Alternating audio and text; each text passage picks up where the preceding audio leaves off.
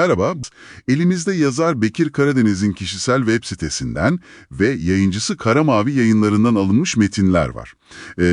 Amacımız da buradaki öne çıkan fikirleri, bilgileri sizin için biraz damıtmak, netleştirmek. Evet. Şöyle bir bakınca malzeme epey çeşitli görünüyor. Yani şiirsel ifadeler de var, sonra çok kapsamlı bir türkü araştırması projesi, anılardan kritik düşünceler, başka yazılar. Bekir Karadeniz'in bayağı farklı yönlerini göreceğiz gibi. Kesinlikle öyle. Bir yanda çok kişisel bir yerden sesleniyor. Gecikmiş şiirler kitabından alıntıda olduğu gibi.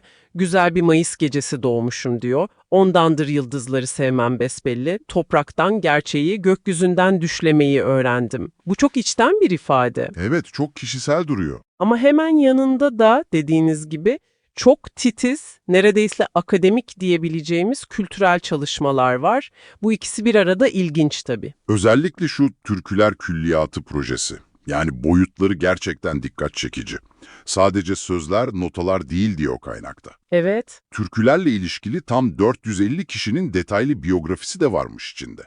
İnanılmaz bir emek bu. Muazzam bir iş, evet. 450 biyografi, tek başına bile büyük proje. Peki bunun amacı neymiş tam olarak? Neden bu kadar kapsamlı? Anladığım kadarıyla projenin temel amacı, türkülere erişimi kolaylaştırmak hem de çok yönlü kılmak. Yani hem bir bütün olarak görmek isteyenler için hem de diyelim ki sadece bir dizeyi merak eden ya da belirli bir kişinin o türküyle ilişkisini öğrenmek isteyen için pratik bir yol sunmak. Anladım. Özel bir dizinleme yöntemi kullanılmış, türkü adına göre, ilk dizeye göre, hatta kişi adına göre arama yapılabiliyormuş. Bunun da Türkiye'de bir ilk olduğunun altı çiziliyor kaynakta. Yani bilgiye hızlı ve derinlemesine ulaşmak isteyen sizin gibi dinleyiciler için düşünülmüş bir yapı. İlginç bir yaklaşım gerçekten. Bilgiyi erişilebilir kılmak. Peki bu kültürel mirası kayıt altına alma çabasının yanında yazarın daha eleştirel bir damarı da var sanki. Şu en büyük isyan hatırlamaktır anı kitabından alıntı mesela. Türkiye'de düşünce suçu dediği kavrama dair söyledikleri. Evet, o alıntı önemli. Orada yazar düşünce suçu gibi bir kavramın varlığının zaten tehlikeli olduğunu söylüyor. Üstelik uygulamanın da tamamen yönetenlerin yani iktidarın keyfiyetine kaldığını ifade ediyor. Yani oldukça politik bir duruş sergiliyor orada. Tabii, hatta kaynak metne göre yazar bu durumu Türkiye'nin resmi ideolojisinin bir sonucu olarak yorumluyor.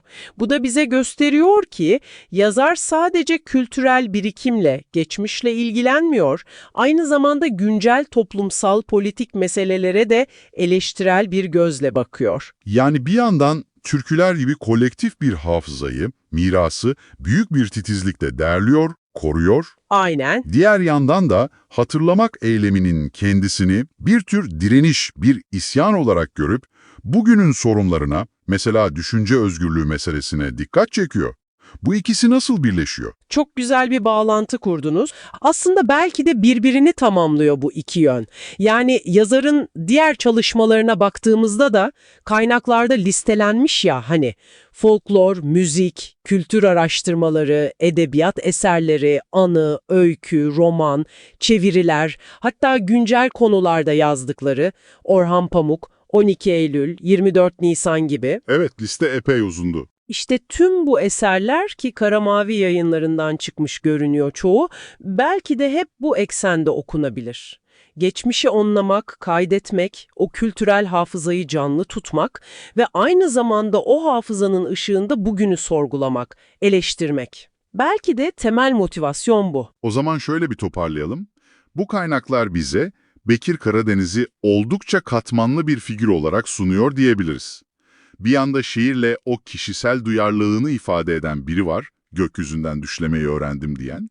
Diğer yanda türküler gibi kültürel kökleri devasa bir külliyatla belgeleyen bir araştırmacı, arşivci. Evet. Ve aynı zamanda en büyük isyan hatırlamaktır diyerek toplumsal hafıza, düşünce özgürlüğü gibi konularda net bir tavır alan eleştirel bir yazar. Aynen öyle. Tek bir kişinin çalışmalarında bile ne kadar farklı katmanlar, ne kadar farklı ilgi alanları olabileceğini çok net gösteriyor bu durum. Şiirdeki o kişisel içe dönük sesten, külliyattaki o muazzam kolektif belleğe, Oradan da anılardaki o keskin eleştirel sese uzanan geniş bir yelpaze var karşımızda. Peki tüm bu farklı çalışmaları, bu yelpazeyi bir arada düşününce size ne gibi bir kapı aralıyor? Ne gibi bir soru bırakıyor bu durum? Belki şu soruyu sormak lazım. Yazarın o en büyük isyanını hatırlamaktır vurgusuyla, Türküler Külliyatı gibi kültürel mirası bu kadar detaylı derleme çabasını birlikte düşündüğümüzde, özellikle bugünün her şeyin çok hızla aktığı, belki de hafızanın kolayca silindiği dünyasında, bu tür kültürel bellek çalışmalarının rolü ne olabilir? Yani kolektif hafızayı canlı tutmak, belki de anlamlı bir toplumsal diyaloğu inşa etmek açısından nasıl bir işleve sahip olabilir bu tür çabalar? Bu sanırım kaynakların bize doğrudan söylediğinin biraz daha ötesinde, sizin de üzerinde düşünebileceğiniz bir soru.